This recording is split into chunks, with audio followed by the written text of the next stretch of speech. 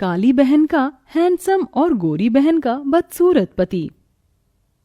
उपासना, तू तैयार हो गई? चल आज दोनों एक साथ कॉलेज चलते हैं।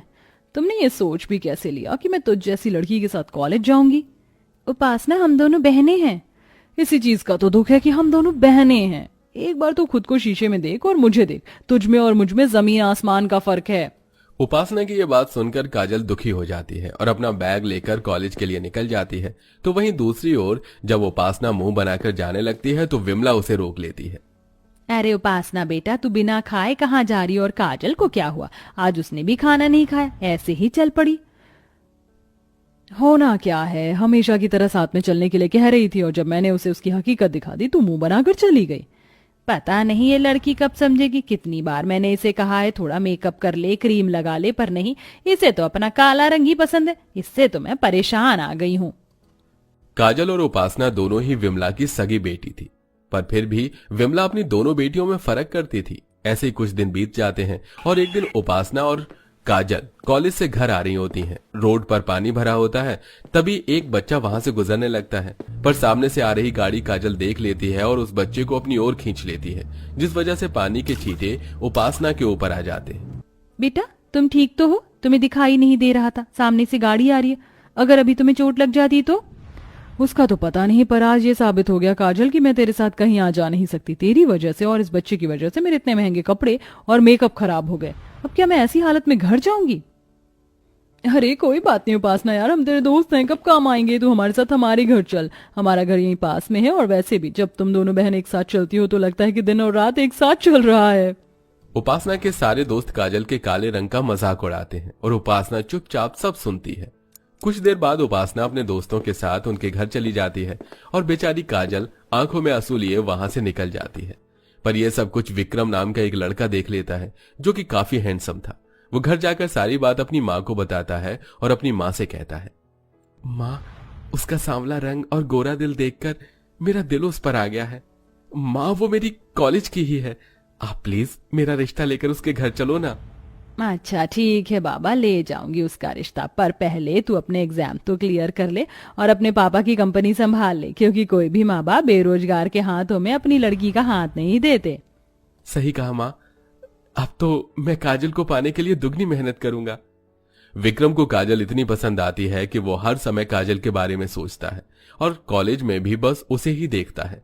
समय यूं ही गुजरता है और उन तीनों की पढ़ाई पूरी हो जाती है और विमला उपासना के लिए रिश्ते देखना शुरू कर देती है।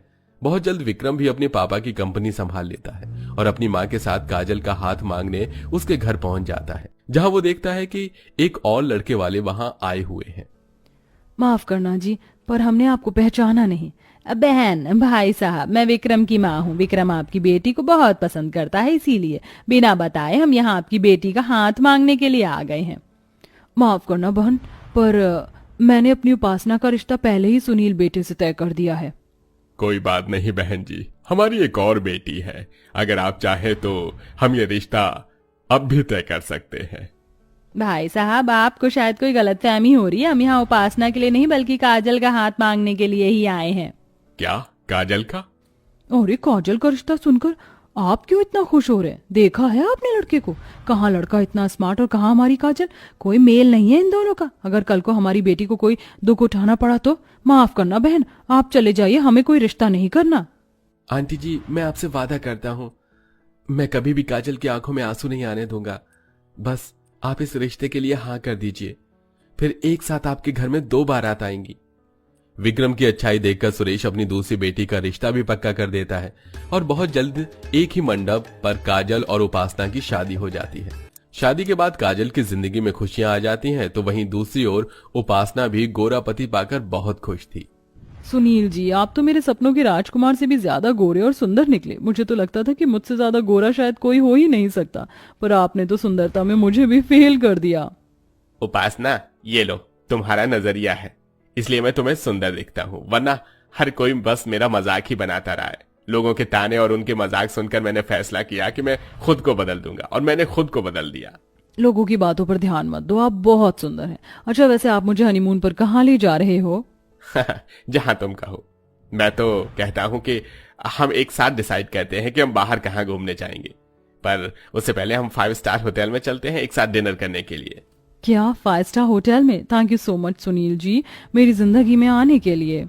सुनील जैसा पति पाकर उपासना बहुत खुश थी, पर उसकी ये खुशी ज्यादा देर नहीं टिकती।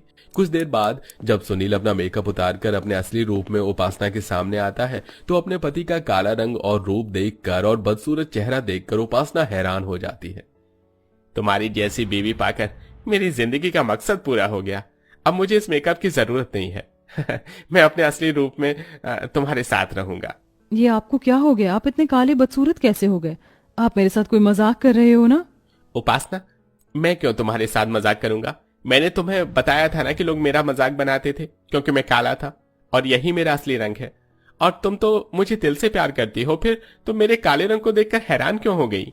नहीं, मैं एक काले इंसान की बीवी नहीं बन सकती। तुमने मुझे धोखा दिया है, दूर रहो मुझसे।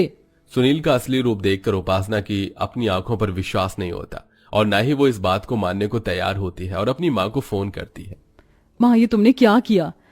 तुमने मेरी शादी एक काले कलूटे बदसूरत के साथ कर दी और उस काजल की शादी इतने हैंडसम लड़के के साथ, जबकि हैंडसम लड़का मुझे मिलना चाहिए था, पर मुझे वो काला बदसूरत पति मिल गया। उपासना, ये तू क्या कह रही है? अगर दामाद जी सुनेंगे तो उन्हें बुरा लगेगा। क्या खराबी उनके रंग रूप में? वो तुझसे भी ज्यादा गोरे और सुंदर हैं।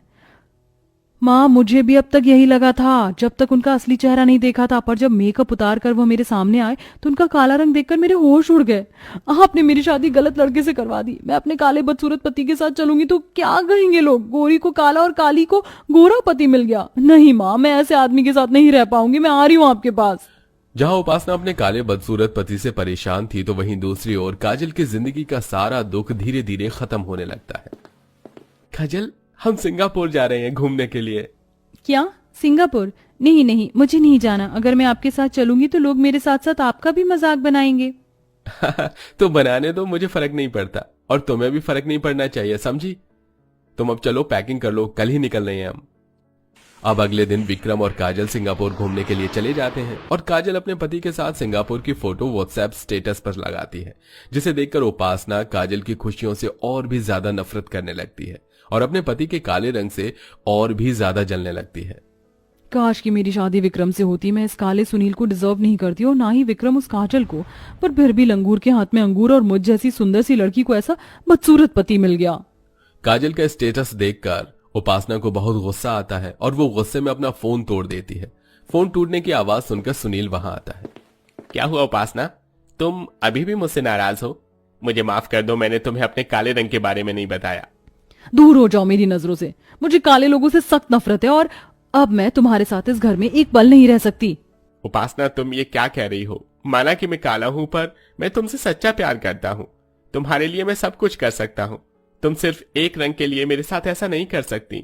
सुनील उपासना को काफी रोकने की कोशिश करता है, पर उपासना नहीं रुकती और अपनी माँ के पास चली जाती है। तो वहीं दूसरी ओर शादी के बाद काजल को सारी खुशियां मिलती हैं, जिसके लिए वो तरसती थी। शादी के बाद काजल एक खुशहाल जिंदगी जीती है और उपासना सारी जिंदगी अपने मायके में